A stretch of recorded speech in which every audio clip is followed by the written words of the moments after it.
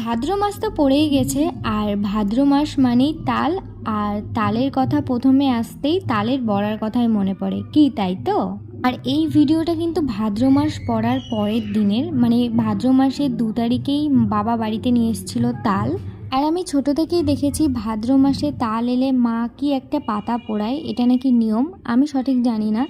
যাই হোক, এখানে তালের বড়ার পাশাপাশি আরও অনেক কিছুই হচ্ছিল তালের বড়া, পাটি জোড়া, আর অবভিয়াসলি তালের বড়া তো হবেই, সাথে তালের ক্ষীর, আর আমার ফেভারিট মালপোয়া, যেটাকে আমি তেল পিঠে বলি। তোমরা কি বলো আমাকে অবশ্যই কমেন্ট করে জানিও। আর তালের বড়া, তাল জিনিসটা খুব একটা পছন্দের না, কিন্তু এই মালপোয়া মানে তেল পিঠে খেতে কিন্তু আমি বড্ড ভালোবাসি।